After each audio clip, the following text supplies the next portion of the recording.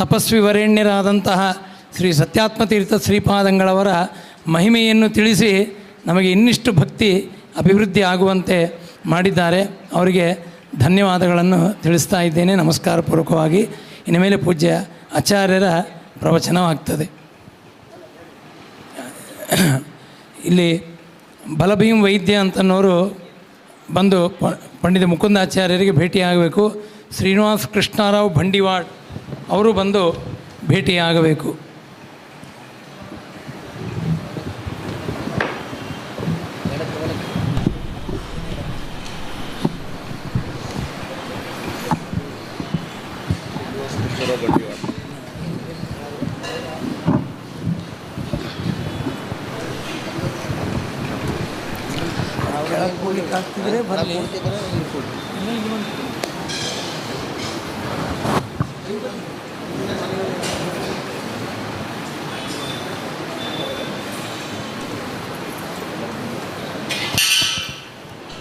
ಸ್ವಲ್ಪ ಮುಂದೆ ಸರಿಬೇಕು ಎಲ್ಲ ಭಕ್ತರು. ಹಿಂದೆ ಜನ ಭಾಳ ಬರ್ತಾ ಇದ್ದಾರೆ. ದಯಮಾಡಿ ಸ್ವಲ್ಪ ಮುಂದೆ ಬನ್ನಿ. ಸತ್ಯವಿಜಯ ಸತ್ಯವಿಜಯ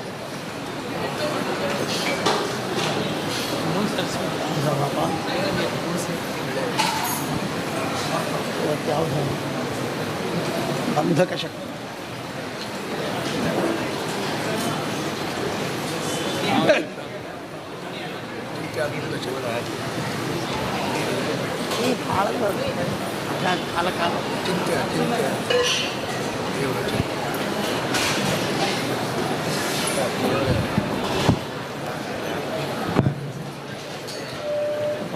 ಅನಂತ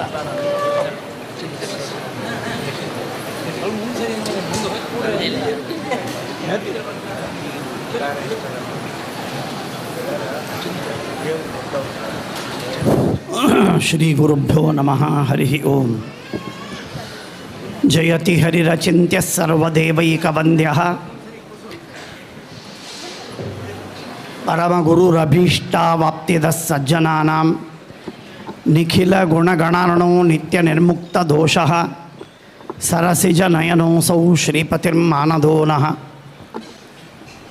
ಧರ್ಮ ವಿಜ್ಞಾನ ವೈರಾಗ್ಯ ಪರಮೈಶ್ವರ್ಯಶಾಲಿನಃ ಆನಂದತೀರ್ಥ ಭಗವತ್ಪಾದಾನ್ ವಂದೇ ನಿರಂತರಂ. ನಮೋಸ್ತು ತಾತ್ವಿಕಾ ದೇವ ವಿಷ್ಣುಭಕ್ತಿಪರಾಯಣಾಃ ಧರ್ಮಮಾರ್ಗೇ ಪ್ರೇರಯಂತು ಭವಂತಃ ಸರ್ವ ಏವ ಹಿ. ಆನಂದತೀರ್ಥೋಪದಿಷ್ಟೋ ನಿಧಿರ್ನಾರಾಯಣಃ ಕ್ವಯಃ ಪ್ರದರ್ಶಿತೋ ಯೇನ ಸಮ್ಯಕ್ ಜಯತೀರ್ಥಂ ತಮಾಶ್ರಯೇ. ಶಾಸ್ತ್ರೇಷು ಪಾರದರ್ಶ್ಮಾನಂ ಶಾಸ್ತ್ರಜ್ಞೇಷು ಚ ವತ್ಸಲಂ ದೀನಭಕ್ತೋದ್ಧಾರಕರಂ ಸತ್ಯಾತ್ಮಾನಂ ಗುರುಂ ಭಜೆ.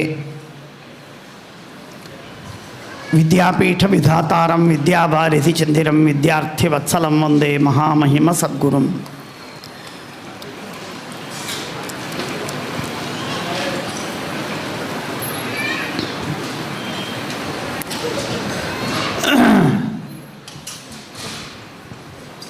ಭಗವಂತನ ಉಪಕಾರ ಹಾಗೂ ಭಗವಂತನಿಗೆ ಮಾಡುವ ಪೂಜೆ ಸತ್ಕಾರಗಳು ಇವುಗಳು ಎರಡನ್ನೂ ನಾವು ಚೆನ್ನಾಗಿ ಅರ್ಥ ಮಾಡಿಕೊಳ್ಳುವುದು ನಾವು ಮಾಡುವ ಸಾಧನೆಗೆ ಅತ್ಯಂತ ಅವಶ್ಯಕ, ಅನಿವಾರ್ಯ ಹಾಗೂ ಸೂಕ್ತವಾದದ್ದು. ಪರಮಾತ್ಮನ ಉಪಕಾರವನ್ನು ಎಲ್ಲಿಯವರೆಗೆ ನಾವು ತಿಳಿಯುವುದಿಲ್ಲ ಅಲ್ಲಿಯವರೆಗೆ ಭಗವಂತನನ್ನು ಪೂಜೆ ಮಾಡುವುದು, ಅವನನ್ನು ಸ್ಮರಿಸುವುದು, ಅವನನ್ನು ಸ್ತುತಿಸುವುದು ನಮಗೆ ರುಚಿಯಾಗುವುದಿಲ್ಲ. ಭಗವಂತ ಮಾಡಿದ ಉಪಕಾರವನ್ನು ನಾವು ಸ್ಮರಣೆ ಮಾಡಿದಾಗ, ತಿಳಿದಾಗ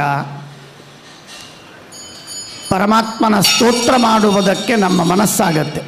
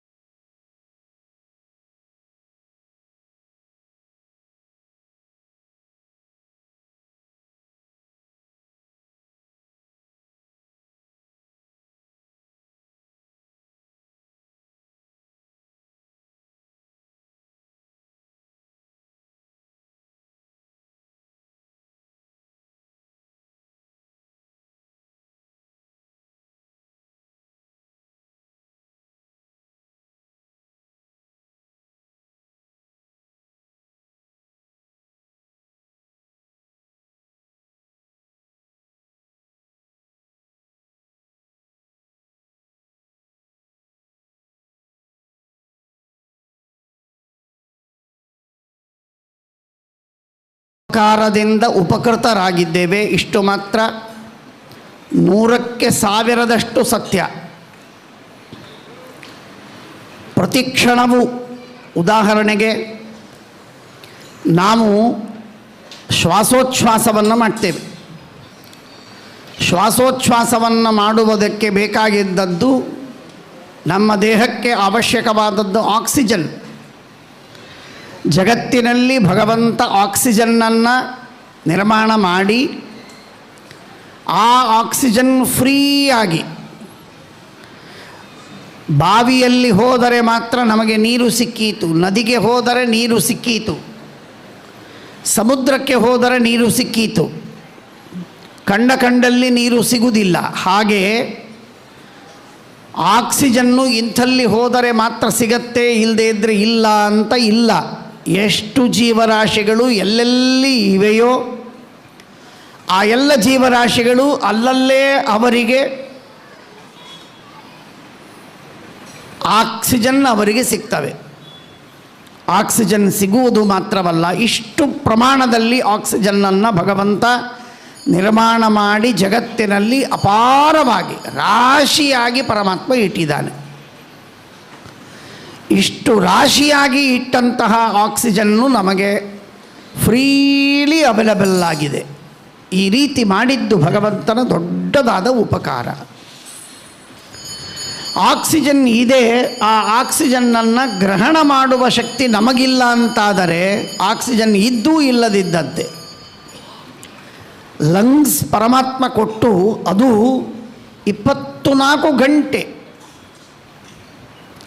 24 ಗಂಟೆ ಆಯುಷ್ಯ ಎಂದು ಕೂಸು ಎಂಬ್ರಿಯೋದಲ್ಲಿ ಹುಟ್ಟುವುದು ಆರಂಭವಾಯಿತೋ ಆಗಿನಿಂದ ದೇಹತ್ಯಾಗ ಮಾಡುವವರೆಗೆ ಜೀವನಿಗೆ ಶ್ವಾಸೋಚ್ಛ್ವಾಸ ಒಂದು ರಿದಿಮ್ಮಿನಲ್ಲಿ ನಡೀತಾ ಇರ್ತದೆ. ಎಂಥ ಅದ್ಭುತವಾದ ವ್ಯವಸ್ಥೆ ನೋಡಿ. ನೀನು ಮಾತಾಡು, ಊಟ ಮಾಡು, ಹರಟೆ ಹೊಡಿ, ಬೇಕಾದ್ದು ಮಾಡು, ನೀನು ಓಡು, ಮಲಗು, ಗಾಢ ನಿದ್ರೆಯಲ್ಲಿರು, ಆದರೂ ನಿನ್ನ ಶ್ವಾಸೋಚ್ಛ್ವಾಸ ತಪ್ಪುವುದಿಲ್ಲ. ಈ ರೀತಿಯಾಗಿ ಭಗವಂತ ಮಾಡಿಕೊಟ್ಟದ್ದು. ಈ ಶ್ವಾಸೋಚ್ಛ್ವಾಸವನ್ನು ಈ ರೀತಿ ಮಾಡುವುದು ಮಾತ್ರವಲ್ಲದೇನೆ ಆ ಶ್ವಾಸೋಚ್ಛ್ವಾಸವನ್ನು ಗ್ರಹಣ ಮಾಡುವುದಕ್ಕೆ ಆ ಆಕ್ಸಿಜನ್ನಲ್ಲಿ ಏನೊಂದು ಪ್ರೆಷರ್ ಬೇಕಲ್ಲ, ಆ ಪ್ರೆಷರನ್ನು ಪರಮಾತ್ಮ ಮೇಂಟೈನ್ ಮಾಡಿದ್ದಾನೆ. ಭಾರಿ ವಿಚಿತ್ರವಾದ ಪ್ರೆಷರು. ಬಹಳ ಹೆಚ್ಚಿಲ್ಲ, ಬಹಳ ಕಡಿಮೆ ಇಲ್ಲ. ಆ ಎಲ್ಲ ಆಕ್ಸಿಜನ್ನಿಗೆ ಅಷ್ಟು ಪ್ರೆಷರ್ ಬರುವುದಕ್ಕೆ ಗ್ರಾವಿಟೇಷನಲ್ ಫೋರ್ಸನ್ನು ಕೂಡ ನಿಮಿತ್ತ ಮಾಡಿ ಭಗವಂತ ಇಟ್ಟದ್ದು. ಬದರಿಗೆ ಹೋದರೆ ಅನೇಕರಿಗೆ ಶ್ವಾಸದ ತೊಂದರೆ ಆಗತ್ತೆ. ಶ್ವಾಸದ ತೊಂದರೆ ಆದರೆ ಯಾಕೆ ಅಂದರೆ ಅಷ್ಟು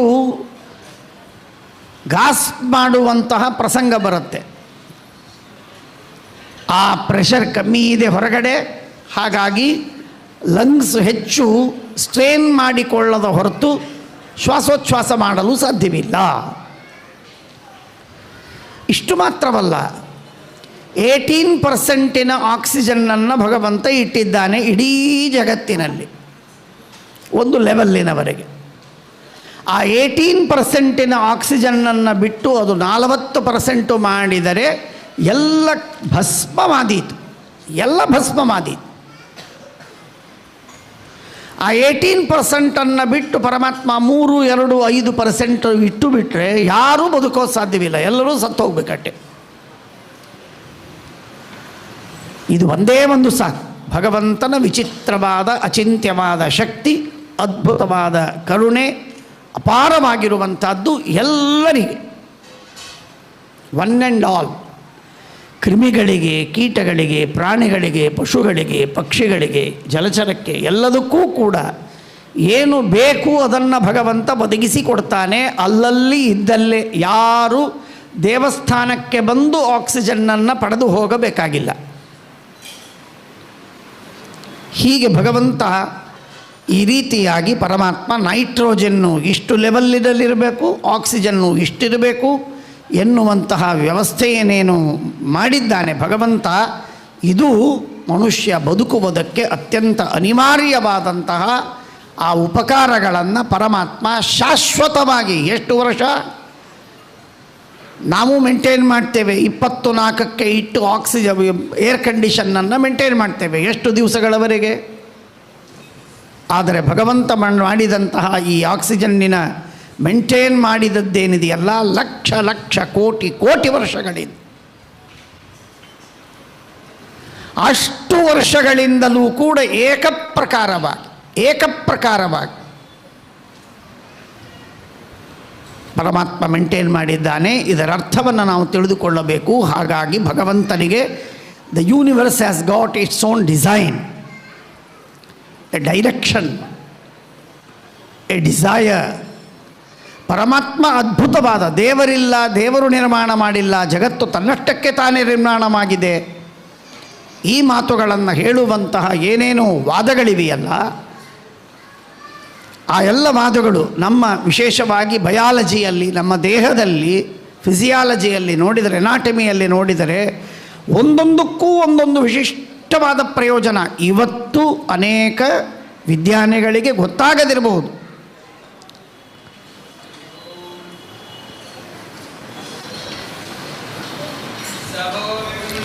ವಿಶ್ವತೋ ಭೃತ್ವಾತ್ಯತಿಷ್ಠದ್ದಶಾಂಗುಲಂ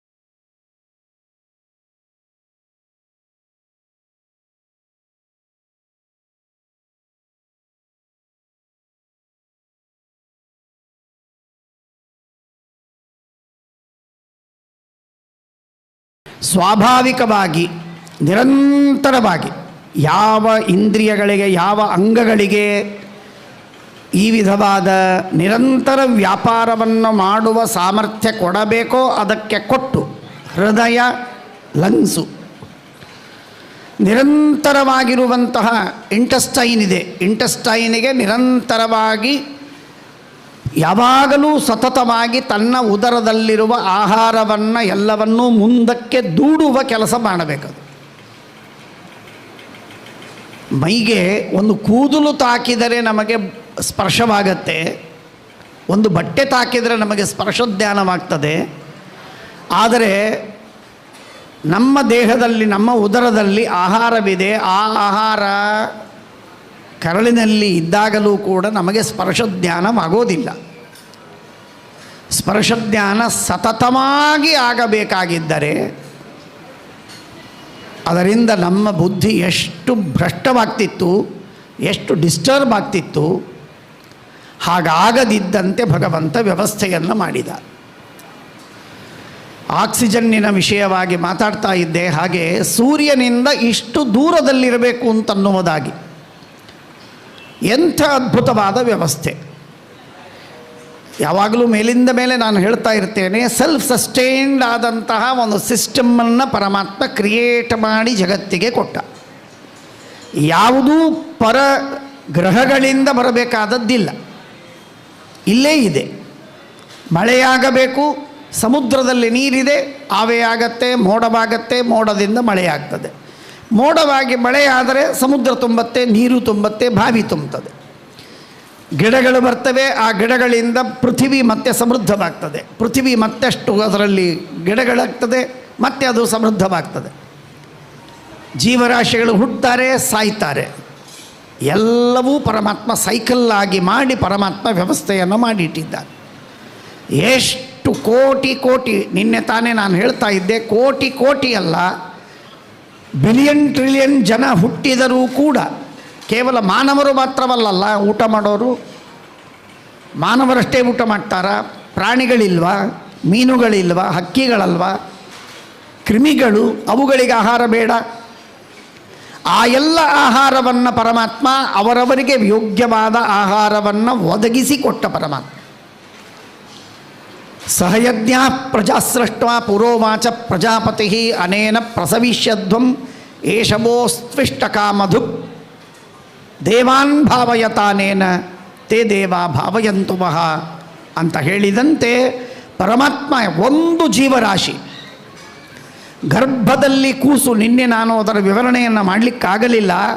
ಗರ್ಭದಲ್ಲಿ ಒಂದು ಕೂಸು ಮೂಡಿದೆ ಅಂತಂದ ತಕ್ಷಣಕ್ಕೆ ತಾಯಿಯ ಎದೆಯಲ್ಲಿ ಹಾಲು ಬಂದು ಆ ಕೂಸಿಗೆ ಏನು ಹಾಲು ಬೇಕೋ ಆ ಹಾಲನ್ನು ಪರಮಾತ್ಮ ನಿರ್ಮಾಣ ಮಾಡಿದ. ಇದನ್ನು ಭಗವಂತ ಹೇಳಿಕೊಳ್ತಾನೆ, ಪರಮಾತ್ಮ ಹೇಳಿಕೊಳ್ತಾನೆ. ನಾನು ಆ ಕೂಸಿಗೆ ರಕ್ಷಣೆ ಮಾಡುವುದಕ್ಕಾಗಿ ಅನ್ನ ತಿನ್ನಿಸ್ತೀರಾ, ಇಡ್ಲಿ ತಿನ್ನಿಸ್ತೀರಾ, ಪಿಜ್ಜಾ ತಿನ್ನಿಸ್ತೀರಾ? ಏನು ತಿನ್ನಿಸ್ತೀರಿ ಆ ಕೂಸಿಗೆ? ಬರೀ ನೀರು ಕುಡಿಸ್ತೀರಾ? ಏನು ಕುಡಿಸ್ತೀರಿ? ಆ ಕೂಸಿಗೆ ಏನೇನು ಸಮೃದ್ಧವಾದ ಆಹಾರಗಳು ಬೇಕೋ, ಬೋನ್ ಮ್ಯಾರೋ ಹಿಡಿದುಕೊಂಡು ಬ್ರೇನಿನವರೆಗೆ ಏನೇನು ವಸ್ತುಗಳು ಬೇಕೋ ಎಲ್ಲವನ್ನೂ ನಿರ್ಮಾಣವಾಗುವುದಕ್ಕೆ ಅವಶ್ಯಕವಾದ ಸಮಸ್ತವಾದಂತಹ ಕಂಪ್ಲೀಟ್ ಆದ ಫುಡ್ ಪರಮಾತ್ಮ ತಾಯಿಯ ಹಾಲಲ್ಲಿ ನಿರ್ಮಾಣ ಮಾಡಿಕೊಟ್ಟ. ತಾಯಿಯ ಹಾಲನ್ನು ನಿರ್ಮಾಣ ಮಾಡಿಕೊಟ್ಟ ಅಂತನ್ನುವುದಕ್ಕಾಗಿ ತಾಯಿ ಸೊರಗಿ ಸೊರಗಿ ಸೊರಗಿ ಸತ್ತೋದ್ಲು ಅಂತ ಆಗಲಿಲ್ಲ.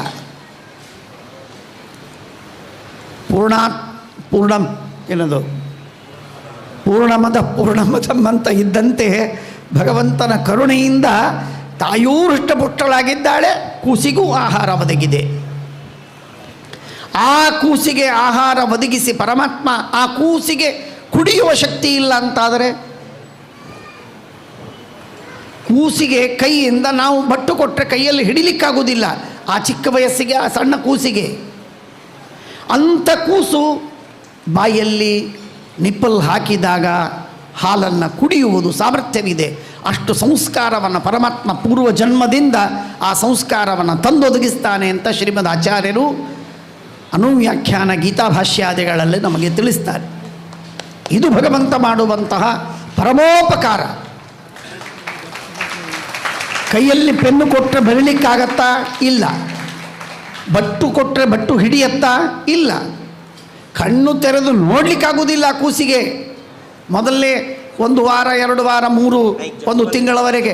ಆದರೆ ಕೂಸು ಹಾಲು ಕುಡಿಯುವುದು ಮಾತ್ರ ತಪ್ಪುವುದಿಲ್ಲ, ಹಾಲು ಕುಡಿಯುವುದನ್ನು ಮಾತ್ರ ಬಿಡುವುದಿಲ್ಲ. ಏನದು? ಆ ಟೆಕ್ನಿಕ್ ಹೇಗೆ ಗೊತ್ತಾಯಿತು? ಯಾರು ಕಲಿಸಿಕೊಟ್ರು? ಆ ಟೆಕ್ನಿಕ್ ಹೇಗೆ ಗೊತ್ತಾಯ್ತು? ಯಾರು ತಿಳಿಸಿಕೊಟ್ರು? ಪರಮಾತ್ಮ ಕರುಣಾಮಯನಾದ ಭಗವಂತ ಕೂಸು ಬದುಕಬೇಕು ಅಂತನ್ನುವುದಾಗಿ ಭಗವಂತನ ಸಂಕಲ್ಪವಿದೆ. ಆ ಸಂಕಲ್ಪಕ್ಕನುಗುಣವಾಗಿ ಭಗವಂತ ಯಾವ ಯಾವ ಸಂಸ್ಕಾರಗಳು ಅವಶ್ಯಕವೋ ಅಷ್ಟು ಸಂಸ್ಕಾರಗಳನ್ನು ಉದ್ಬುದ್ಧಗೊಳಿಸಿ ಪರಮಾತ್ಮ ವ್ಯವಸ್ಥೆಯನ್ನು ಮಾಡ್ತಾರೆ. ಕಣ್ಣಿನಿಂದ ನಾವು ನೋಡ್ತೇವೆ, ಬಣ್ಣವನ್ನು ನೋಡ್ತೇವೆ, ದೂರ ಎಷ್ಟು ಅಂತ ಗೊತ್ತಾಗತ್ತೆ, ಆಳ ಎಷ್ಟಿದೆ ಅಂತ ಗೊತ್ತಾಗತ್ತೆ, ಎತ್ತರ ಏನಿದೆ ಅಂತ ತಿಳಿತದೆ. ತಕ್ಷಣಕ್ಕೆ ಎಷ್ಟು ಪ್ರಕಾಶವಿದ್ದರೂ ಕೂಡ ಕ್ಷಣದಲ್ಲಿ ಅಡ್ಜಸ್ಟ್ ಆಗತ್ತೆ ಕಣ್ಣು.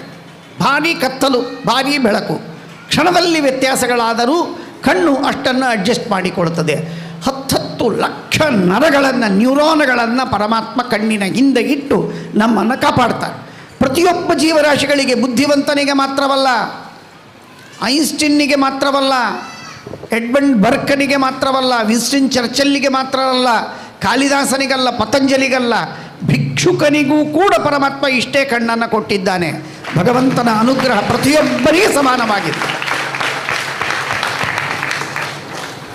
ಎಷ್ಟು trillions and trillions of cells, ಇಷ್ಟೆಲ್ಲ ಸೆಲ್ಲುಗಳು ಕೂಡ ಒಂದೇ ಒಂದು ಕಡೆಗೆ ಸುಭದ್ರವಾಗಿ ಒಂದು ಕಡೆಗೆ ಬ್ರೇನಿನಲ್ಲಿ ಉಳಿದು ಅವು ನಿತ್ಯದಲ್ಲಿ ಹುಟ್ಟಬೇಕು, ನಿತ್ಯದಲ್ಲಿ ಇಷ್ಟು ಸಾಯಬೇಕು, ಇಷ್ಟಿಷ್ಟು ಕೆಲಸವನ್ನು ಮಾಡಬೇಕು, ಇಂತಿಂಥ ಪೋರ್ಷನ್ನುಗಳಲ್ಲಿ ಈ ವಿಧವಾದಂತಹ ವ್ಯವಸ್ಥೆ ಆಗಬೇಕು ಅಂತ ಹೇಳಿ ಫ್ರನಾಲಜಿ ಹೇಳುವಂತೆ ವ್ಯವಸ್ಥೆಯನ್ನು ಮಾಡಿಕೊಡುವುದು ಭಗವಂತನ ಅದ್ಭುತವಾದ ವ್ಯವಸ್ಥೆ.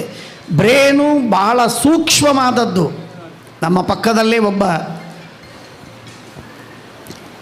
ದೊಡ್ಡ ನ್ಯೂರಾಲಜಿಸ್ಟ್ ಕೂತಿದ್ದಾರೆ.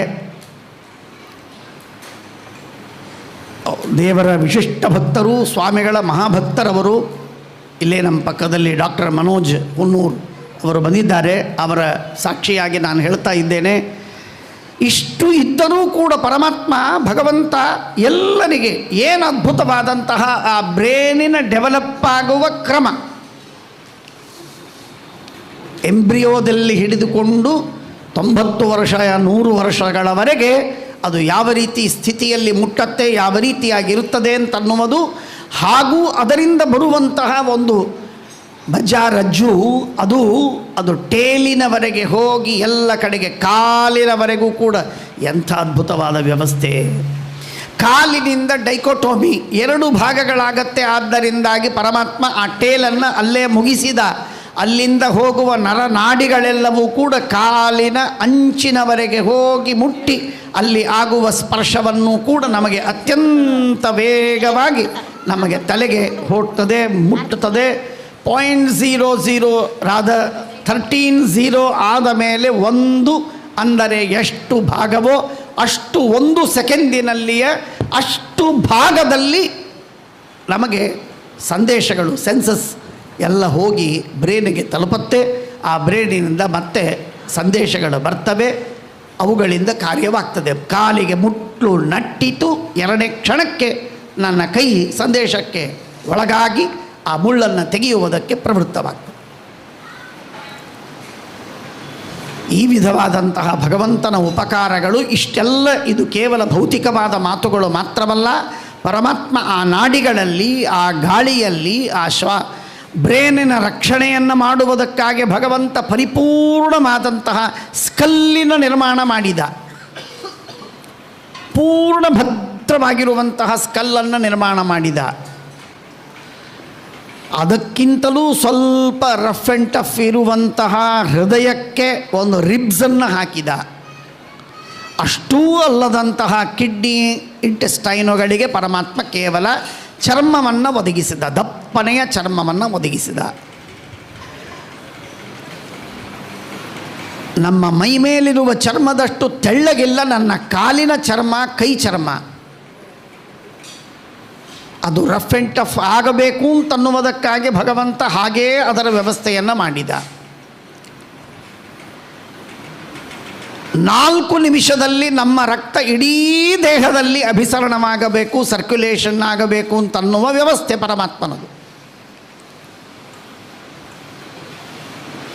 ಪರಮಾತ್ಮನ ಈ ಸೃಷ್ಟಿ, ಈ ಅದ್ಭುತವಾದ ವಿಚಾರ ನಾನು ಮೇಲಿಂದ ಮೇಲೆ ನಾನು ಕೇಳ್ತಾ ಇರ್ತೇನೆ. ಚಿಕ್ಕ ಮಕ್ಕಳು ಯಾರಾದರೂ ಬಂದರೆ ಅವರು ಕೇಳಿದಾಗ ಅವರ ಪ್ರಶ್ನೆಗೆ ನಾನು ಪ್ರತಿಯಾಗಿ ಪ್ರಶ್ನೆ ಕೇಳ್ತೇನೆ. ನಮ್ಮ ಓವರ ಟ್ಯಾಂಕ್ ಇಲ್ಲದೇನೆ ನಮ್ಮ ಮನೆಯಲ್ಲಿ ನಳದಲ್ಲಿ ಟ್ಯಾಪಿನಲ್ಲಿ ನೀರು ಬರೋದಿಲ್ಲ, ಇದು ನಮ್ಮೆಲ್ಲರಿಗೆ ಅನುಭವ ಸಿದ್ಧ. ಆ ಓವರ ಟ್ಯಾಂಕಿನಲ್ಲಿ ನೀರು ಬರಬೇಕಾದರೆ ಕೆಳಗಿದ್ದ ನೀರನ್ನು ಪಂಪ್ ಮಾಡಬೇಕು. ಪಂಪ್ ಮಾಡದ ಹೊರತು ನೀರು ಮೇಲೆ ಹೋಗೋದಿಲ್ಲ. ಪಂಪು ಮಾಡದೆ ನೀರು ಮೇಲೆ ಹೋಗೋದಿಲ್ಲ ಅಂತನ್ನೋದು ಸತ್ಯವಾದ. ಒಂದು ಹನಿ ಮೇಲೆ ಹೋಗೋದಿಲ್ಲ ರೀ, ಒಂದು ಹನಿ. ಆದರೆ ತೆಂಗಿನಕಾಯಿ ಗಿಡ, ಆ ತೆಂಗಿನಕಾಯಿ ಗಿಡದಲ್ಲಿ ತೆಂಗಿನಕಾಯಿಗಳಿವೆ, ಅವುಗಳ ಒಳಗೆ ಅದರ ಮೇಲೆ ದೊಡ್ಡದಾದ ಜುಬ್ಬರ, ಅದರ ಒಳಗೆ ಪರಟೆ, ಆ ಪರಟೆಯ ಒಳಗೆ ಕೊಬ್ಬರಿ, ಆ ಕೊಬ್ಬರಿಯ ಒಳಗೆ ಈ ನೀರು. ಆ ನೀರು ಎಂಥ ಅದ್ಭುತವಾದಂತಹ ಕೆಮಿಕಲಿ ಅತ್ಯಂತ ರಿಚ್ ಆದ ನೀರು ಅಂದರೆ ಸಿಮೆನ್ನನ್ನು ಅದರಲ್ಲಿ ಹಾಕಿದರೆ 6 ತಿಂಗಳವರೆಗೆ ಅದು ಸುರಕ್ಷಿತವಾಗಿರುತ್ತೆ, ಹಾಳಾಗುವುದಿಲ್ಲ. ಇಂಥ ಅದ್ಭುತವಾದಂತಹ ಆ ಕೆಮಿಕಲಿ ರಿಚ್ ಆದಂತಹ ನೀರನ್ನು ಪರಮಾತ್ಮ ತೆಂಗಿನ ನೀರಿನಲ್ಲಿ ಕೊಟ್ಟಿದ್ದಾನೆ. ಅದನ್ನು ಪಂಪ್ ಮಾಡಲಿಕ್ಕೆ ಎಲ್ಲಿ ಪಂಪ್ ಇಟ್ಟಿದ್ದಾನೆ? ಎಲ್ಲಿದೆ ಪಂಪು? ಕಾಣಿಸಲಿಲ್ಲ ನನಗೆ.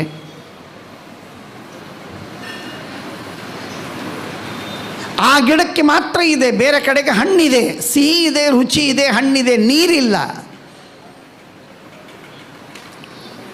ಭಗವಂತನ ಅಚಿಂತ್ಯವಾದ ಅತ್ಯದ್ಭುತವಾದಂತಹ ಪರಮಾತ್ಮನ ಶಕ್ತಿ, ಪರಮಾತ್ಮನ ಕರುಣೆ.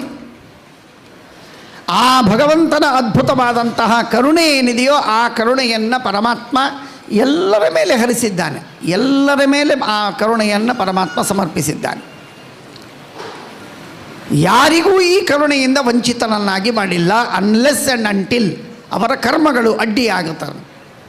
ಪ್ರಾರಬ್ಧ ಕರ್ಮಗಳಿದ್ದರೆ, ಪಾಪವಿದ್ದರೆ, ಘೋರವಾದ ಪಾಪಗಳಿದ್ದರೆ ಮಾತ್ರ ಅದಕ್ಕೆ ಅಡ್ಡಿಯಾಗತ್ತೆ. ಕಣ್ಣು ಕಾಣೋದಿಲ್ಲ, ಶ್ವಾಸೋಚ್ಛ್ವಾಸ ತೊಂದರೆಯಾಗಿದೆ, ಇತ್ಯಾದಿಯಾಗಿ ನಾವು ಹೇಳ್ತೇವೆ. ಅದು ಬಿಟ್ಟರೆ ಇನ್ನು ಯಾವ ಕಾರಣಕ್ಕೂ ಕೂಡ ಮನುಷ್ಯನಿಗೆ ದುಃಖವಾಗಲಿಕ್ಕೆ ಸಾಧ್ಯವಿಲ್ಲ.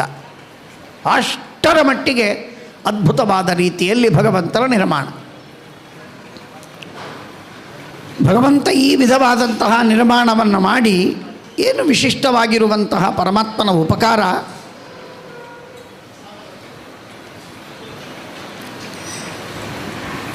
ಆ ಪರಮಾತ್ಮ ಮಾಡುವಂತಹ ಉಪಕಾರ, ಎಲ್ಲ ಪದಾರ್ಥಗಳಿಗೂ ಒಂದೊಂದು ರಕ್ಷಣೆ. ಯಾವುದಕ್ಕೆ ರಕ್ಷಣೆ ಬೇಕೋ ಅದಕ್ಕೆ ರಕ್ಷಣೆ ಇದೆ. ಬಾಳೆಹಣ್ಣಿಗೆ ಹೇಗೆ ಬೇಕೋ ಆ ತರಹದ ರಕ್ಷಣೆ, ಕಿತ್ತಳೆ ಹಣ್ಣಿಗೆ ಎಂಥದ್ದು, ಆರೆಂಜಿಗೆ ಅಂಥ ರಕ್ಷಣೆ, ಮೋಸಂಬಿಗೆ ಬೇರೆದು, ಕುಂಬಳಕಾಯಿಗೆ ಇನ್ನೊಂದು, ಹಲಸಿನ ಹಣ್ಣಿಗೆ ಬೇರೆ, ತೆಂಗಿನಕಾಯಿಗೆ ಬೇರೆ, ಬೇರೆ ಬೇರೆ ಹಣ್ಣುಗಳಿಗೆ ಬೇರೆ ಬೇರೆ ವಿಧವಾದ ರಕ್ಷಣೆಯನ್ನು ಪರಮಾತ್ಮ ಮಾಡುವಂತೆ ಎಲ್ಲ ಜೀವರಾಶಿಗಳಿಗೂ ತನ್ನನ್ನು ತಾನು ಡಿಫೆಂಡ್ ಮಾಡಿಕೊಳ್ಳುವಂತಹ ಒಂದು ಮೆಕ್ಯಾನಿಸಮ್ ಏನಿದೆ ಪರಮಾತ್ಮ ನಿರ್ಮಾಣ ಮಾಡಿ ಎಲ್ಲ ಜೀವರಾಶಿಗಳಿಗೆ ಕೊಟ್ಟಿದ್ದಾನೆ. ಅದು ಡಾರ್ವಿನ್ ಕೊಟ್ಟದ್ದಲ್ಲ, ಅದು ಡಾರ್ವಿನ್ ಕೊಟ್ಟದ್ದಲ್ಲ, ಡಾರ್ವಿನ್ ಹುಡುಕಿದ್ದೂ ಸರಿಯಲ್ಲ, ದೇವರು ಕೊಟ್ಟದ್ದದು.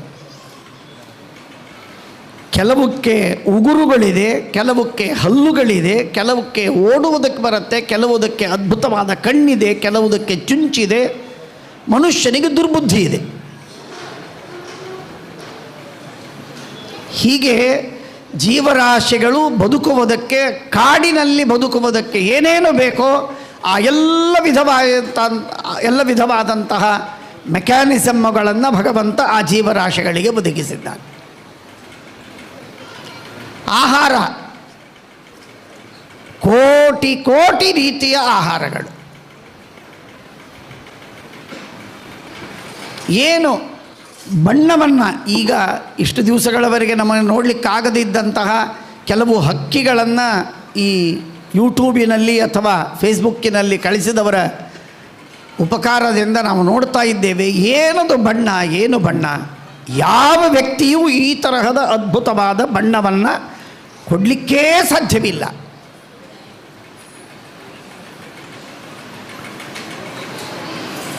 ಎಂಥ ವಿಚಿತ್ರವಾಗಿರುವಂತಹ ಹಕ್ಕಿಗಳು, ಆ ಹಕ್ಕಿಗಳ ಚುಂಚು, ಆ ಹಕ್ಕಿಗಳ ಪುಚ್ಛ, ಅವುಗಳ ಬಣ್ಣ, ಅವುಗಳ ನಾನಾ ವಿಧವಾಗಿರುವಂತಹ ಪರಮಾತ್ಮನ ಉಪಕಾರಗಳೇನಿವೆ, ಇದು ವಿಲಕ್ಷಣವಾಗಿರುವಂತಹ ಉಪಕಾರ.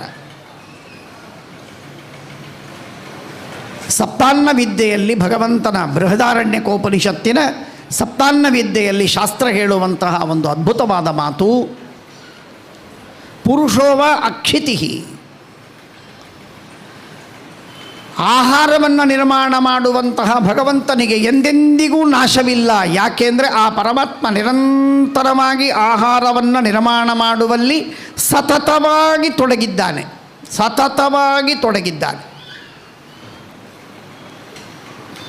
24x7 ಅಲ್ಲ, 24x360 ಪರಮಾತ್ಮ ತೊಡಗಿದ್ದಾನೆ. ಎಲ್ಲ ಕಾಲದಲ್ಲಿ ಎಲ್ಲರಿಗೆ ಆಹಾರ ಒದಗಬೇಕು.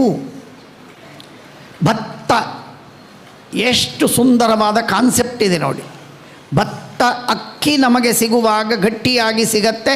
ಅದನ್ನು ಮತ್ತೆ ನಾವು ನೀರಿನಲ್ಲಿ ಬೇಯಿಸಲಿಕ್ಕೆ ಇಟ್ಟರೆ ಅದು ಮೆತ್ತಗಾಗತ್ತೆ. ಅನ್ನವಾಯಿತು, ಹೊಟ್ಟೆಗೆ ಹಿತವಾಯಿತು, ಹೊಟ್ಟೆ ತುಂಬಿತು, ಪುಷ್ಟಿಯಾಯಿತು.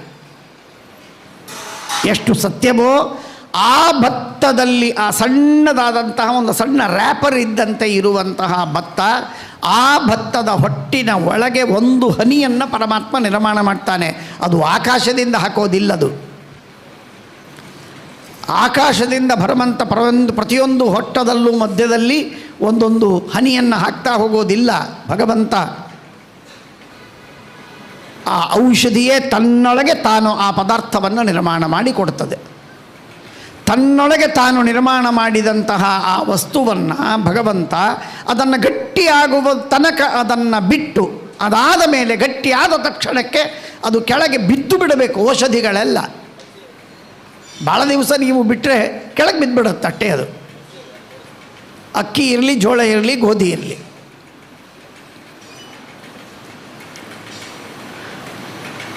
ಇಂಥ ವಿಚಿತ್ರವಾಗಿರುವಂತಹ ಶಕ್ತಿ. ಬಿತ್ತಿದ್ದು ಒಂದು ಅಕ್ಕಿ ಭತ್ತ, ಬೆಳೆದದ್ದು ರಾಶಿ ರಾಶಿಯಾದ ಅಕ್ಕಿ. ಕೋಟಿ ಜನರಿಗೆ, ಕೋಟಿ ಜನರಿಗೆ ಸಮೃದ್ಧಿಯಾಗಿ ಹೊಟ್ಟೆ ತುಂಬುವಂತಹ ಅಕ್ಕಿಯನ್ನು ಹಮ್ದೋ ಹಮಾರೇ ಏಕ್ ಅನ್ನುವಂತಹ ನಮ್ಮ ವಾದೆಯಲ್ಲಿ ಬಿತ್ತಿದ್ದು ಒಂದಾದರೆ ನಾನು ಕೊಡೋದು ನಿನಗೆ ಲಕ್ಷ ಕೋಟಿ ಎಂದಾಗಿ ಹೇಳುವ ಭಗವಂತನ ಅಕ್ಕಿಯ ಧಾನ್ಯಗಳ ಸೃಷ್ಟಿಯಲ್ಲಿ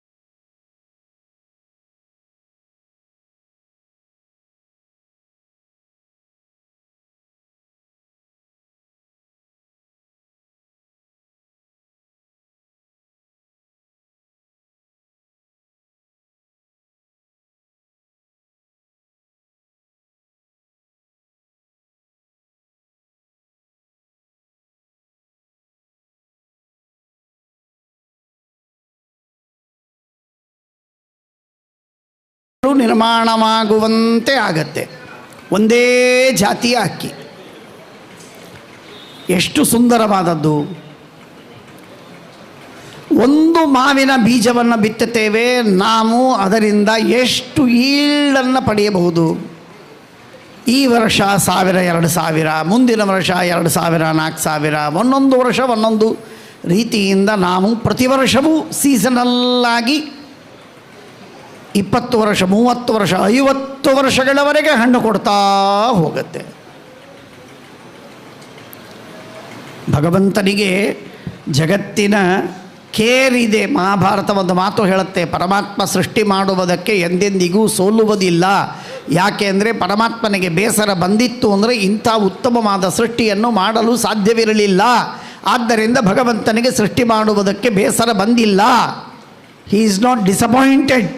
ಜನರು, ಜೀವರಾಶಿಗಳು, ಮಾನವರು ಇಷ್ಟು ವಿಚಿತ್ರವಾಗಿ ನಡೆದುಕೊಂಡಿದ್ದರೂ ಕೂಡ, ಪಾಪವನ್ನು ಮಾಡುತ್ತಿದ್ದರೂ ಕೂಡ ಪರಮಾತ್ಮನಿಗೆ ಡಿಸಪಾಯಿಂಟ್ಮೆಂಟ್ ಇಲ್ಲ. ಯಾಕೆ ಅಂದರೆ ಸಜ್ಜನರು, ಸಾವಿರಾರು ಸಜ್ಜನರು ಸತ್ಯಾತ್ಮತೀರ್ಥರಂಥವರ ಮಹಾಪಾದಾರವಿಂದಗಳನ್ನು ಹಿಡಿದು ಉತ್ತಮವಾಗಿ ಧರ್ಮ ಮಾಡಿ ಧ್ಯಾನವನ್ನು ಪಡೆದು ಉದ್ಧಾರವಾಗ್ತಾರೆ ಅಂತ ಗೊತ್ತಿದೆ. ಹಾಗಾಗಿ ಹಾಳಾಗುವವರು ಹಾಳಾಗಲಿ, ಆದರೆ ಉದ್ಧಾರವಾಗುವವರು ಜಗತ್ತಿನಲ್ಲಿ ಕಡಿಮೆ ಇಲ್ಲ. ಕನಿಷ್ಠ ಪಕ್ಷಕ್ಕೆ 1/3 ಸಾತ್ವಿಕರು ಇದ್ದೇ ಇದ್ದಾರೆ. ಕನೀಯಾಂಸಃ ಏವ ಸಾತ್ವಿಕಾಃ ದೇವಾಃ ಧ್ಯಾಯಾಂಸಃ ಏವ ಅಸುರಾಃ ಅಂತಾಗಿದ್ದರೂ ಕೂಡ ಜೀವರಾಶಿಗಳ ಉದ್ಧಾರಕ್ಕಾಗಿ ಬೇಕು ಇದೆಲ್ಲ ಅಂತ ಹೇಳಿ ಪರಮಾತ್ಮ ನಿರ್ಮಾಣವನ್ನು ಮಾಡಿಕೊಟ್ಟಿದ್ದಾನೆ. ಇಂಥ ಅದ್ಭುತವಾದ ಸೃಷ್ಟಿಯನ್ನು ಮಾಡಿ ನಾವು ತಿಂದ ಆಹಾರ, ನಾನು ಅನೇಕ ಬಾರಿ ಆಲೋಚನೆ ಮಾಡ್ತಾ ಇರ್ತೇನೆ.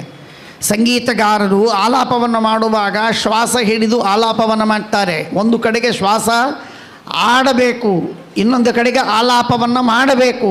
ಆಲಾಪವನ್ನು ಮಾಡುವಾಗ ಸುದೀರ್ಘ ಕಾಲದವರೆಗೆ ಆಲಾಪ ಮಾಡ್ತಾರೆ. ಆಲಾಪ ಮಾಡಿ ಮುಗಿದ 2ನೇ ಕ್ಷಣಕ್ಕೆ ಶ್ವಾಸೋಚ್ಛ್ವಾಸ ಅತಿ ವೇಗದಿಂದ ಸ್ವಲ್ಪವೇ ಮಾಡಿ ಮತ್ತೆ ತನಗೆಷ್ಟು ಬೇಕೋ ಅಷ್ಟನ್ನು ತೆಗೆದುಕೊಂಡು ತೃಪ್ತಿಯನ್ನು ಪಡೀತದೆ, ಆಕ್ಸಿಜನ್ನನ್ನು ತಾನು ಪಡೀತದೆ. ತಿನ್ನುವ ಸಂದರ್ಭದಲ್ಲಿ ಶ್ವಾಸೋಚ್ಛ್ವಾಸವೂ ನಡೆಯಬೇಕು, ತಿನ್ನುವುದೂ ಆಗಬೇಕು. ತಿಂತೇನೆ ಅಂತ ಶ್ವಾಸ ನಿಲ್ಲಿಸುವಂತಿಲ್ಲ. ಅರ್ಧ ಗಂಟೆ, ಕೆಲವರಂತೂ 10 ನಿಮಿಷದಲ್ಲಿ ಊಟ ಮಾಡ್ತಾರೆ. ಕೆಲವರು ಹಾಗಲ್ಲ, 3/4 ಗಂಟೆ 1 ಗಂಟೆವರೆಗೆ ಊಟ ಮಾಡೋರು ಇರ್ತಾರೆ ಸಾವಕಾಶವಾಗಿ. ಅಷ್ಟೊತ್ತು ಶ್ವಾಸ ನಿಲ್ಲಿಸ್ತಾರೆ ಅವರು. ಊಟನೂ ನಡೀತಿರ್ತದೆ, ಮಧ್ಯ ಮಧ್ಯದಲ್ಲಿ ಶ್ವಾಸವೂ ನಡೆಯುತ್ತೆ. ಆ ಶ್ವಾಸ ಮತ್ತು ಊಟಗಳು, ಶ್ವಾಸ ಮತ್ತು ಊಟದ ಜೊತೆಗೆ ಹರಟೆ, ಮಾತಾಡುವ ಕೆಲಸವಾಗಬೇಕು, ಊಟ ಮಾಡುವ ಕೆಲಸವಾಗಬೇಕು, ಶ್ವಾಸೋಚ್ಛ್ವಾಸ ನಡಿಬೇಕು. ಈ ಮೂರನ್ನೂ ಮಾಡುವಂತೆ ಪರಮಾತ್ಮ ವ್ಯವಸ್ಥೆಯನ್ನು ಮಾಡಿಕೊಟ್ಟಿದ್ದಾನೆ ನಮ್ಮ ಕಂಠದಲ್ಲಿ. ಒಂದು ಅಗಳು ಲಂಗ್ಸಿನಲ್ಲಿ ಹೋಗಿಬಿಟ್ರೆ ಮುಗಿದೋಯ್ತು. ಏನು ಅವಸ್ಥೆ ಆಗತ್ತೆ ನಿಮಗೆ ಗೊತ್ತಿದೆ. ಕೋಟಿ ಕೋಟಿ ಜೀವರಾಶಿಗಳಲ್ಲಿ 100 ಜನರಿಗೆ ತೊಂದರೆ ಆಗತ್ತೆ. ಅನಂತ ಜೀವರಾಶಿಗಳಲ್ಲಿ 1000 ಜನರಿಗೆ ತೊಂದರೆ ಇದೆ. ಉಳಿದವರಿಗೆ ಯಾರಿಗೆ ಸಮಸ್ಯೆ ಇಲ್ಲ. ಇಂಥ ರೀತಿಯಲ್ಲಿ ಭಗವಂತ ವ್ಯವಸ್ಥೆಯನ್ನು ಮಾಡಿಕೊಡ್ತಾನೆ ಪರಮಾತ್ಮ. ಎಲ್ಲ ಜೀವರಾಶಿಗಳಿಗೆ ಕೆಲವು ವಸ್ತುಗಳು 1 ದಿವಸ ಬದುಕುವುದಾದರೆ, ಕೆಲವು ವಸ್ತುಗಳು ವರ್ಷಗಳವರೆಗೆ ಉಳಿಯುವಂಥ ಆಹಾರ. ಹಾಲು ಇವತ್ತಿದೆ, ನಾಳೆ ಕೆಟ್ಟೋಗತ್ತೆ. ಹಣ್ಣು ಒಂದು 4 ದಿವಸ, ಕೆಲವು ಹಣ್ಣುಗಳು 4 ದಿವಸ, ಕೆಲವು ಹಣ್ಣು ತಿಂಗಳವರೆಗೆ ಬದುಕತ್ತೆ. ಆಹಾರ ಧಾನ್ಯಗಳು ಇಂತಿಷ್ಟು ದಿವಸ ಬದುಕಬೇಕು. ಆ ಧಾನ್ಯಗಳು ನಮ್ಮ ದೇಹಕ್ಕೆ ಪೋಷಣೆಯಾಗಬೇಕು. ಹೇಗೆ ಅಂತನ್ನೋದಕ್ಕೂ ವ್ಯವಸ್ಥೆ ಇದೆ.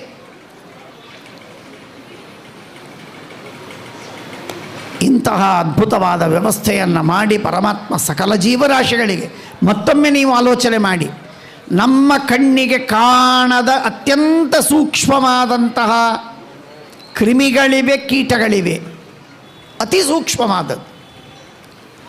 ಆನೆಯಂತಹ ದೊಡ್ಡ ದೊಡ್ಡ ಪ್ರಾಣಿಗಳು, ಘೇಂಡಾಮೃಗಗಳು ಅಥವಾ ತಿಮಿಂಗಿಲಗಳು ಇನ್ನೂ ಭಾರಿಯಾದದ್ದು. ಇಂಥ ದೊಡ್ಡದಾದಂತಹ ಪ್ರಾಣಿಗಳಿವೆ. ಈ ಎಲ್ಲ ವಿಧವಾದ ಜೀವರಾಶಿಗಳಿಗೆ, ಮಾನವರಿಗೆ ಎಲ್ಲರಿಗೂ ಬೇಕಾಗಿರುವ ಆಹಾರವನ್ನು ಕೇವಲ ಆಹಾರ ಹೊಟ್ಟೆ ತುಂಬುವುದಕ್ಕಾಗಿ ಮಾತ್ರವಲ್ಲ, ಅವರ ದೇಹಗಳ ಪೋಷಣೆಯೂ ಅದರಿಂದ ಆಗಬೇಕು ಪರಿಪೂರ್ಣವಾಗಿ. ಅಂಥ ಪದಾರ್ಥಗಳನ್ನೇ ತಿನ್ನುವಂತೆ ಅವುಗಳಿಗೆ ಸ್ವಾಭಾವಿಕವಾಗಿ ಪರಮಾತ್ಮ ಕಲಿಸಿಕೊಟ್ಟು ಬಿಟ್ಟಿದ್ದಾನೆ. ಒಂಟೆಯ ಆಹಾರ ಆನೆಗಲ್ಲ, ಆನೆಯ ಆಹಾರ ಸಿಂಹಕ್ಕಲ್ಲ, ಸಿಂಹದ ಆಹಾರ ಹಾವಿಗಿಲ್ಲ, ಹಾವಿನ ಆಹಾರ ಮೀನಿಗಲ್ಲ.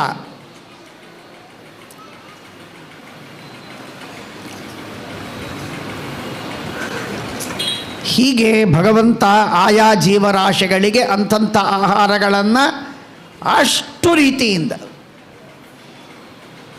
ಕಲ್ಲಿನೊಳಗೆ ಇರುವಂತಹ ಜೀವರು ಕಪ್ಪೆಗಳು, ಆ ಕಪ್ಪೆಗೆ ಪರಮಾತ್ಮ ಆಹಾರವನ್ನು ಕೊಟ್ಟ. ಅಲ್ಲಿ ಕ್ರಿಮಿಗಳಿವೆ, ಅವುಗಳಿಗೊಂದು ಇರುವೆ ಇದೆ, ಇರುವೆಗೆ ಒಂದು ಸಕ್ಕರೆ ಸಾಕು, ಅದು ತಿಂಗಳವರೆಗೆ ತಿಂದು ಮುಗಿಸ್ತದೆ. ಒಂದೇ ಒಂದು ಸಕ್ಕರೆಯ ಕಾಳು.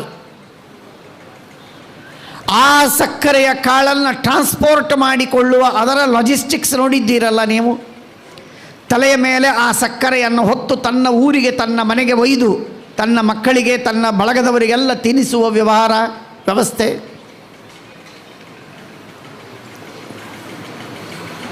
ಇಂಥ ರೀತಿಯಲ್ಲಿ ಭಗವಂತ ನಮಗೆ ಆಹಾರವನ್ನು ಒದಗಿಸುವುದಲ್ಲದೆ ಆ ಆಹಾರವನ್ನು ತಿನ್ನುವ ಒಂದು ಶಕ್ತಿಯನ್ನು ಭಗವಂತ ಕೊಟ್ಟು ಆಹಾರವನ್ನು ತಿನ್ನಿಸಿ, ತಿಂದಾದ ಮೇಲೆ ವಿಚಿತ್ರವಾದದ್ದು ಪರಮಾತ್ಮ ಹೇಳ್ತಾನೆ, ಅಹಂ ವೈಶ್ವಾನರೋ ಭೂತ್ವ ಪ್ರಾಣಿನಾಂ ದೇಹಮಾಶ್ರಿತಃ ಪ್ರಾಣಾಪಾನ ಸಮಾಯುಕ್ತ ಪಚಾಮ್ಯನ್ನಂ ಚತುರ್ವಿಧಂ.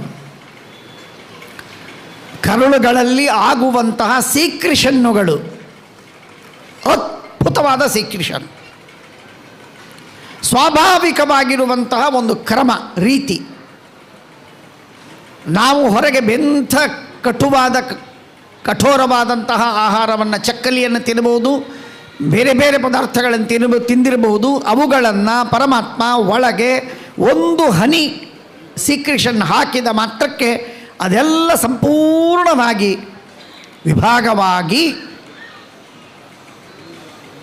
ವ್ಯವಸ್ಥಿತವಾಗಿ ಆಹಾರ ಪಚನವಾಗಬೇಕು. ಮಾತ್ರವಲ್ಲ, ಪಚನವಾಗಿ ಮಲವಾಗಿ ಹೊರಗೆ ಬರುವುದು ದೊಡ್ಡದಲ್ಲ, ಪಚನವಾದ ಮೇಲೆ ಅದರಲ್ಲಿರುವ ಪ್ರೋಟೀನು, ವಿಟಮಿನ್ನು, ಬೇರೆ ಬೇರೆ ಸತ್ವಗಳು ಅವೆಲ್ಲ ಬೇರೆ ಬೇರೆ ವಿಭಾಗವಾಗಿ ನಮ್ಮ ಬ್ರೇನಿನಿಂದ ಹಿಡಿದು ಎಲ್ಲ ಸೆಲ್ಲುಗಳಿಗೂ ಮುಟ್ಟುವಂತೆ ಭಗವಂತ ವ್ಯವಸ್ಥೆಯನ್ನು ಮಾಡ್ತಾನೆ. ಕೋಟಿ ಕೋಟಿ ಕೋಟಿ ಕೋಟಿ ಜೀವರಾಶಿಗಳ ಕೋಟಿ ಕೋಟಿ ಕೋಟಿ ಕೋಟಿ ಟ್ರಿಲಿಯನ್ಸ್ ಆ್ಯಂಡ್ ಟ್ರಿಲಿಯನ್ಸ್ ಅಷ್ಟು ಸೆಲ್ಲುಗಳಿಗೆ ಪರಮಾತ್ಮ ಆಹಾರವನ್ನು ಒದಗಿಸ್ತಾನೆ.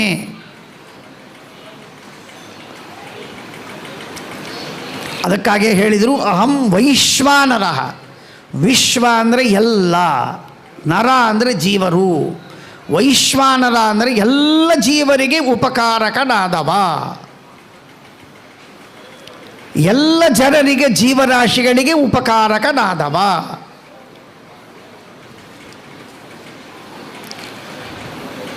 ನೀರಿನ ಮಣ್ಣಿನ ಮುಖಾಂತರ, ಕ್ಲೋರೋಫಿಲ್ಲಿನ ಮುಖಾಂತರ ಗಿಡಗಳಿಗೆ ಉಪಕಾರ ಮಾಡುವಂತೆ ಆರ್ಗ್ಯಾನಿಕ್ ಆದ ಇನಾರ್ಗ್ಯಾನಿಕ್ ಆದ ಆಹಾರಗಳನ್ನು ಒದಗಿಸಿ ಜೀವರಾಶಿಗಳಿಗೆ ತಿನ್ನಿಸಿ ಅವುಗಳಿಗೆ ಪಚನವನ್ನು ಮಾಡಿ ಆ ಜೀವರಾಶಿಗಳನ್ನೂ ಬದುಕಿಸುವಂತಹ ಭಗವಂತನ ರೀತಿ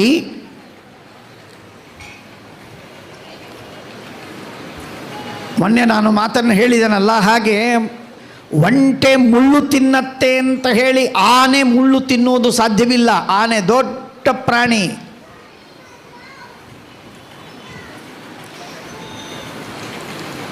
ಸಾಧ್ಯವಿಲ್ಲ. ಹೀಗೆ ಆಯಾ ಪದಾರ್ಥಗಳು, ಒಬ್ಬರು ಯತಿಗಳು ಒಂದು ಮಾತು ಹೇಳ್ತಾ ಇದ್ದದ್ದನ್ನು ಕೇಳಿದ್ದೇನೆ ನಾನು. ಅದನ್ನು ಕೇಳಿ ಕಂಡಿಲ್ಲ, ತಿಳಿದಿಲ್ಲ, ಓದಿಲ್ಲ. ಕೆಂಡವನ್ನು ತಿಂದು ಬದುಕುವಂತಹ ಪಕ್ಷಿಗಳಿವೆ,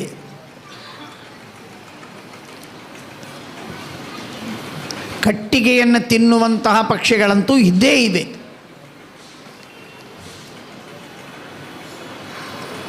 ಈ ರೀತಿಯಾಗಿರುವಂತಹ ಜೀವರಾಶಿಗಳನ್ನು ಸಮುದ್ರದ ಗರ್ಭದಲ್ಲಿ, ಅರ್ಥ್ವರ್ಮಿನ ರೂಪದಲ್ಲಿ ಭೂಮಿಯೊಳಗೆ, ಮನುಷ್ಯರನ್ನು ಭೂಮಿಯ ಮೇಲೆ,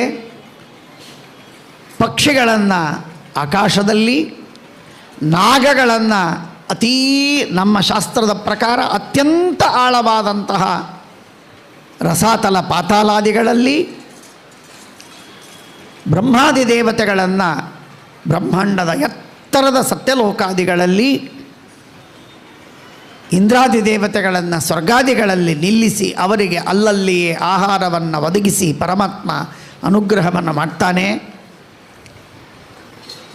ಅಂತಹ ಅನುಗ್ರಹವನ್ನು ಮಾಡುವ ವಿಚಿತ್ರವಾದ ಪದಾರ್ಥಗಳನ್ನು ನಿರ್ಮಾಣ ಮಾಡಿ ಅವರಿಗೆ ಆಹಾರವನ್ನು ಒದಗಿಸುವುದು, ಉಣಿಸುವುದು, ಉಂಡನ್ನವನ್ನು ಪಚನ ಮಾಡುವುದು, ಪಚನವಾದ ಮೇಲೆ ಪೋಷಣ ಮಾಡುವುದು. ಅದಕ್ಕೆ ತಕ್ಕಂತೆ ಭಗವಂತನ ಅನುಗ್ರಹ ಮುಖ್ಯ ಪ್ರಾಣದೇವರ ದ್ವಾರ, ದೇವತೆಗಳ ದ್ವಾರ ಆ ವಿಧವಾದ ಅನುಗ್ರಹವನ್ನು ಮಾಡುವುದು ಇದು ಭಗವಂತನ ಅತ್ಯದ್ಭುತವಾದ ಲೀಲೆ.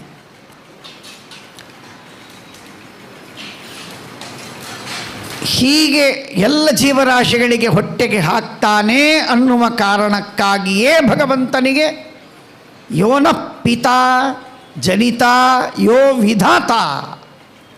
ವಿಧಾತ ಎಂದರೆ ಧಾರಣ ಪೋಷಣಕರ್ತ, ಧಾರಣವನ್ನೂ ಮಾಡ್ತಾನೆ, ಪೋಷಣೆಯನ್ನೂ ಮಾಡ್ತಾನೆ.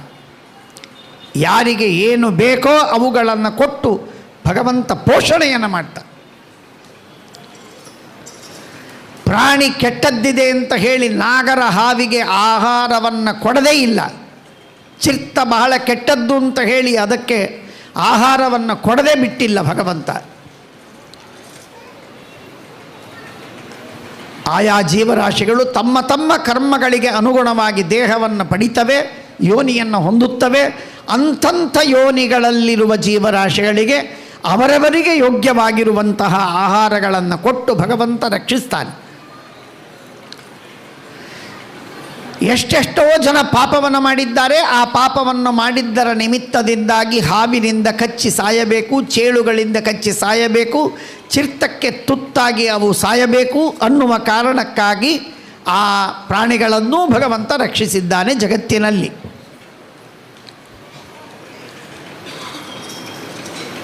ಹೀಗಾಗಿ ಭಗವಂತ ಯಾವ ಯಾವ ಪ್ರಾಣಿಗಳಿಗೆ ಯಾವ ಗರ್ಭಸ್ಥವಾದ ಶಿಶುವನ್ನು ಆರಂಭ ಮಾಡಿ, ದೇಹದಲ್ಲಿರುವ ಒಂದೊಂದು ಸೆಲ್ಲುಗಳನ್ನು ಆರಂಭ ಮಾಡಿ, ಯೂನಿಸೆಲ್ಯುಲರ್ ಆಗಿರುವಂತಹ ಪದಾರ್ಥ ಪ್ರಾಣಿಗಳನ್ನು ಜೀವರಾಶಿಗಳನ್ನು ಹಿಡಿದು ಬ್ರಹ್ಮದೇವರವರೆಗಿರುವ ಅನಂತ ಜೀವರಾಶಿಗಳಿಗೆ ಭಗವಂತ ಆಹಾರವನ್ನು ಕೊಟ್ಟು ರಕ್ಷಣೆ ಮಾಡ್ತಾನೆ. ಗಾಮಾವಿಶ್ಯ ಚ ಭೂತಾನಿ ಧಾರಯಾಮ್ಯಹಮೋಜಸ ಪುಷ್ಣಾಮಿ ಚೌಷಧುಃ ಸರ್ವಾಃ ಸೋಮೋ ಭೂತ್ವಾ ರಸಾತ್ಮಕಃ ಎಂಬುದಾಗಿ ಪರಮಾತ್ಮ ತಾನು ಯೋ ವಿಧಾತ ಅನ್ನುವ ಮಾತೆಯನ್ನು ಭಾಗವತ ಶಾಸ್ತ್ರಗಳು ಹೇಳುತ್ತೋ ಪರಮಾತ್ಮನಿಗೆ ವೇದವು ದುಧೈ ಧಾರಣ ಪೋಷಣಯೋ. ಧಾರಣೆ ಮಾಡ್ತೇನೆ ಗಾಮಾವಿಷ್ಯ, ಪೋಷಣೆ ಮಾಡ್ತೇನೆ ಸೋಮೋಭೂತ್ವ. ಗಾಮಾವಿಷ್ಯ ಚ ಭೂತಾನಿ ಧಾರಯಾಮ್ಯಹಮೋಜಸ. ದಯಮಾಡಿ ಯಾರೂ ಮಾತಾಡಬಾರದು. ಪುಷ್ಣಾಮಿ ಚ ಓಷಧೀ ಸರ್ವಾಃ ಸೋಮೋ ಭೂತ್ವಾ ರಸಾತ್ಮಕಃ. ರಸಗಳನ್ನು ತಂದು ಅವುಗಳಲ್ಲಿ ಅದ್ಭುತವಾದಂತಹ ಸೋಮವನ್ನು, ಒಂದು ಶಕ್ತಿಯನ್ನು ಕೊಡ್ತೇನೆ, ಅವುಗಳಿಂದ ಪೋಷಣವಾಗತ್ತೆ. ಒಂದೇ ಶ್ಲೋಕದಲ್ಲಿ ಪರಮಾತ್ಮ ತಾನೇ ವಿಧಾತ ಎಂಬುದಾಗಿ ಪೂರ್ವಾರ್ಧ ಉತ್ತರಾರ್ಧಗಳಲ್ಲಿ ಭಗವಂತ ಈ ತತ್ವವನ್ನು ತಿಳಿಸ್ತಾನೆ. ಹೀಗೆ ಭಗವಂತ ಮಾಡುವಂತಹ ಈ ಉಪಕಾರವನ್ನು ನಾವು ಇಷ್ಟು ಉಪಕಾರ ಮಾಡಿದ ಪರಮಾತ್ಮನಿಗೆ ನನ್ನ ಒಂದು ವಿಜ್ಞಾಪನೆ ಇದೆ. ನಿಮ್ಮೆಲ್ಲರಲ್ಲಿ ಸದ್ಭಕ್ತರು ನೀವು ಶ್ರೀಮದ್ ಆನಂದ ತೀರ್ಥ ಭಗವತ್ಪಾದಾಚಾರ್ಯರ ತತ್ವವನ್ನು ನಂಬಿದವರು, ಕೃಷ್ಣ ಹೇಳಿದ ಭಗವದ್ಗೀತೆಯ ಉಪದೇಶವನ್ನು ನಂಬುವವರು, ನಿತ್ಯ ಊಟ ಮಾಡುವಾಗ ಪ್ರತಿಯೊಬ್ಬರೂ ಕೂಡ ಇವತ್ತು ಪ್ರತಿಜ್ಞೆಯನ್ನು ಮಾಡಿ, ಸತ್ಯಾತ್ಮತೀರ್ಥ ಶ್ರೀಪಾದಂಗಳವರು ಅವರಲ್ಲಿ ಸತ್ಯಪ್ರಮೋದರನ್ನು ಆರಂಭ ಮಾಡಿ ಶ್ರೀಮದ್ ಆಚಾರ್ಯರ ಪರ್ಯಂತ ಸಕಲ ಗುರುದೇವತೆಗಳಿದ್ದಾರೆ, ಅವರ ಮನಸ್ಸಿನಲ್ಲಿ ಹೃದಯದಲ್ಲಿರುವಂತಹ ಮೂಲರಾಮ ವೇದವ್ಯಾಸ ದಿಗ್ವಿಜಯರಾಮಾದಿಗಳನ್ನು ಸ್ಮರಿಸಿ ಪ್ರತಿಜ್ಞೆಯನ್ನು ಮಾಡಿ, ನಿತ್ಯ ಊಟ ಮಾಡುವುದಕ್ಕಿಂತ ಪೂರ್ವದಲ್ಲಿ 10 ಸೆಕೆಂಡು ಕಣ್ಣು ಮುಚ್ಚಿ ಅನಂತ ಜೀವರಾಶಿಗಳಿಗೆ ಊಟಕ್ಕೆ ಹಾಕುವ ಭಗವಂತ ಇವತ್ತು ನನಗೂ ಅನ್ನವನ್ನು ಕೊಟ್ಟಿದ್ದಾನೆ. ಆ ಅನ್ನವನ್ನು ನಾನು ಉಣ್ಣುತ್ತಿದ್ದೇನೆ. ಆ ಅನ್ನವನ್ನು ಉಂಡು ಪರಮಾತ್ಮನ ಯಜ್ಞ, ಇದು ಕೂಡ ಆಹುತಿ. ಅದೊಂದು ದೊಡ್ಡ ವಿಷಯ. ಪ್ರಾಣಾಪಾನಂ ವ್ಯಾನೋದಾನ ಸಮಾನ ಎಂಬುದಾಗಿ ಸೂರ್ಯ, ಚಂದ್ರ, ಯಮ, ಇಂದ್ರ, ವಾಯುದೇವರು, ಹೀಗೆ ನಾನಾ ದೇವತೆಗಳನ್ನು ಅವರೆಲ್ಲರಿಗೆ ಆಹುತಿಯನ್ನು ಕೊಡುವಂತಹ ಒಂದು ಕ್ರಮ. ಅಂಥ ಅದ್ಭುತವಾದ ಕ್ರಮದಲ್ಲಿ ಪರಮಾತ್ಮನಿಗೆ ಸಮರ್ಪಣೆಯನ್ನು ಮಾಡುವುದು, ಇದು ನೈವೇದ್ಯವನ್ನು ಮಾಡಿ ಭಗವಂತನಿಗೆ ಊಟ ಮಾಡ್ತೇನೆ ನೈವೇದ್ಯವಿಲ್ಲದೆ ಎಂದೆಂದಿಗೂ ಏನನ್ನು ತಿನ್ನುವುದಿಲ್ಲ. ನೈವೇದ್ಯ ತೀರ್ಥಗಳ ನಿಯಮವನ್ನು ಇಟ್ಟುಕೊಂಡು ಪರಮಾತ್ಮನಿಗೆ ಸಮರ್ಪಿಸಿ ಮನಸ್ಸಿನಲ್ಲಿ ಅನುಸಂಧಾನ ಮಾಡಿ ಅನಂತರವೇ ಊಟ ಮಾಡ್ತೇನೆ ಎಂಬುದಾಗಿ ಪುರುಷರು ಹಾಗೂ ಸ್ತ್ರೀಯರು ಇಬ್ಬರೂ ಕೂಡ ಪ್ರತಿಜ್ಞೆಯನ್ನು ಮಾಡಬೇಕು ಅಂತ ತಮ್ಮಲ್ಲಿ ವಿಜ್ಞಾಪನೆಯನ್ನು ಅತ್ಯಂತ ಕಳಕಳಿಯಿಂದ ಅತ್ಯಂತ ವಿನಮ್ರವಾಗಿ ನಿಮಗೆ ಆಗ್ರಹದಿಂದ ವಿಜ್ಞಾಪನೆಯನ್ನು ಮಾಡ್ತಾ ಇದ್ದೆ. ಶ್ರೀಕೃಷ್ಣಾರ್ಪಣಮಸ್ತು.